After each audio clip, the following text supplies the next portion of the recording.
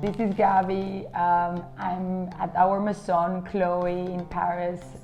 It's a dream come true. I can't believe that in just a few days we'll be unveiling our first collection that was conjured and dreamt in a relatively short time, 2 months, but it's full of love and I think you'll enjoy it.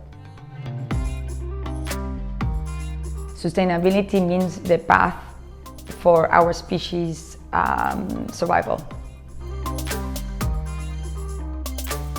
Because I care for my children and other people's children, and I care for the children of our world. Because nature is manifesting itself, the symptoms of the infection that we have caused by the overconsumption. So it's hitting so many people we know now, and it's happening in a rate that it can't be ignored anymore, even if the alarm was rang 50 years ago. I think right now it's in a red alert, and we have a very short period of time to make these changes, and this is the #1 driver for me to take action in what I do. Pushing your supplier for certified fabrics that are not killing insects, that are not killing trees, that are not putting harder chemicals is really important. So that's the lowest, the lowest impact to the environment in materiality.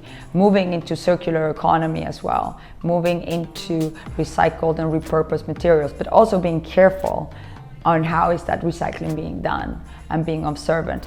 Because the reality is that we are demanding from our planet in the belief that we're in an endless cornucopia of natural resources, and that is not true. That's a fiction.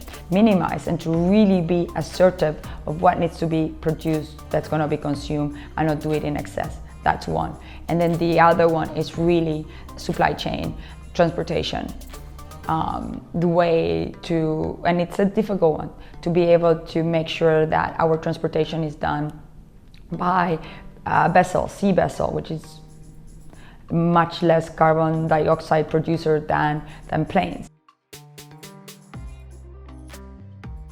I think that comes from the food we eat, not to be wasteful about it, because 1/3 of the food produced per year gets wasted, and that's a lot. And it's $1 trillion, and the figures from 2019.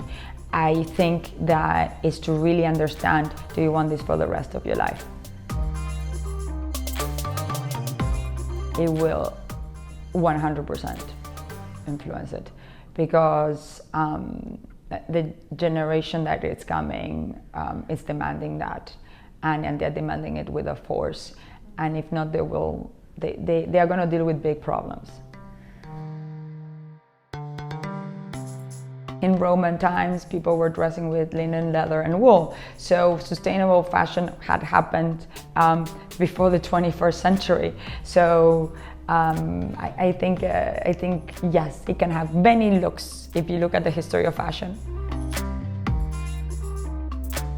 There's so much awareness, and there's so much change on suppliers as well.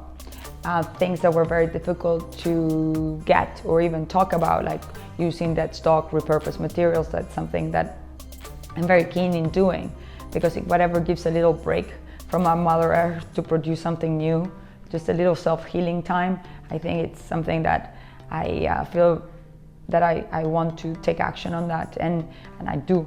And so before you couldn't talk about it, and now it's common practice. If you look at the food industry, there is organic certifications that have to go through certain, and we do have organic silk or organic different fabrics, but overall I think there has to be a regulatory system as well from policy.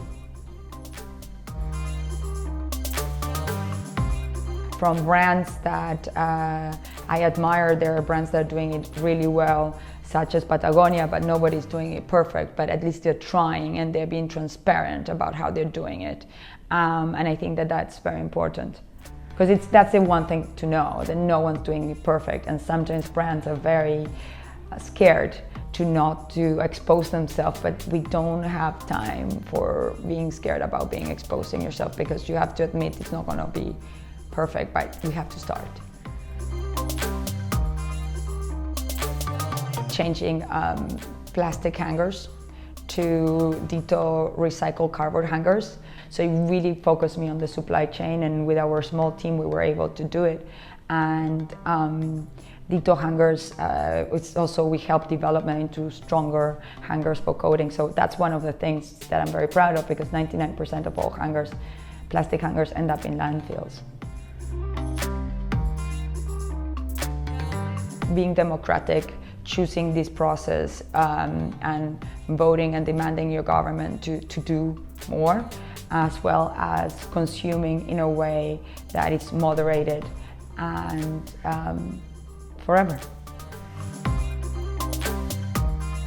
Bill Gates gives me hope. Bill Gates really gives me hope, because his plan and the way he's thinking about it, and he thinks about it from the business perspective, he thinks about it from the governmental perspective, and so he gives me hope. The fact that he's really dedicating himself to this. It's joyful, and I'm humbled, and we wanted to do we had only 2 months, so it was important to do something that was humble but strong, that created a message. I believe in the product that speaks by itself more than being loud in other ways. So hopefully we did that, and I'm confident we did that, and other people are going to enjoy what we enjoyed dreaming.